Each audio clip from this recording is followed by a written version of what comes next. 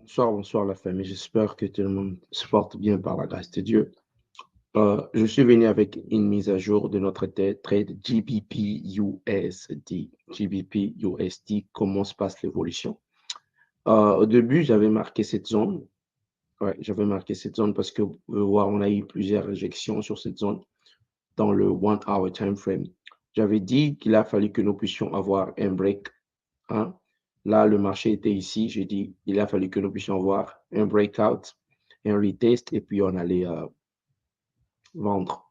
Mais lorsque on a eu la cassure, hein, lorsqu'on a eu la cassure ici, le marché, malheureusement, est rentré à l'intérieur de cette zone. Right? Mais j'avais aussi signifié que cette zone était un key level. J'avais signifié ça parce que lorsque le prix était ici, avant le marché, le prix était ici.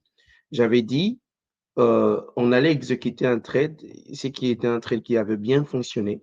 Si on avait la cassure de cette zone et puis un retest, on l'a eu et on l'a plusieurs fois.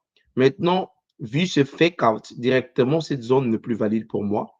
Mais cette zone-là devient valide parce que, en ce qui concerne cette tendance baissière, le niveau le plus bas, c'est cette zone-là. Et puis, avec ma stratégie, right, j'ai été un peu occupé. C'est la raison pour laquelle je n'ai pas posté une vidéo en ce qui concerne l'analyse. OK. Le même scénario qu'on cherchait euh, et c'est fait ici, right? Le même scénario qu'on a cherché est arrivé ici. On a eu la cassure, right? On a eu la cassure et puis on a eu un retest. Et je pense que c'est trade ici, le price action va tomber jusqu'ici en bas. C'est que je pense que nous allons arriver peut-être jusqu'ici. Ouais. Et si on arrive ici, non pas ici, ça c'est rien. Je pense que nous allons arriver, je pense que jusqu'ici là, dans cette zone importante en daily. Donc c'est un peu ça l'analyse que je donne. Et moi, pour moi, si par exemple je vais exécuter un trade ici, qu'est-ce que je vais attendre? Je vais attendre à ce que nous puissions avoir une correction vers cette zone again.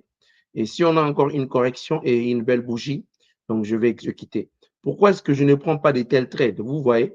Donc, avec un tel trade, si j'exécute, j'aurai un big stop loss. Et puis, mon risk-reward ratio sera 1 sur 2. C'est ce que moi, je n'aime pas. Moi, j'aime au moins 1 sur 3, 1 sur 4. Mais c'est une idée qui était valide. Et puis, si vous ne connaissez pas, parce que je vais clôturer la vidéo, je suis FX Chasseur. Je suis un trader professionnel qui aime vous montrer la démonstration, non pas des théories inutiles. Si vous êtes un trader et vous voulez améliorer vos performances en trading, je vous conseillerais de me suivre. Mais si vous ne savez pas c'est quoi le trading, ne perdez même pas votre temps parce que ici, je suis en train de parler aux personnes qui connaissent le price action. Si vous ne connaissez pas le price action, vous pouvez peut-être regarder mes vidéos par curiosité, mais ceci n'est pas un bon endroit pour vous. Que Dieu vous bénisse. Partagez la vidéo FX Chasseur. Ciao.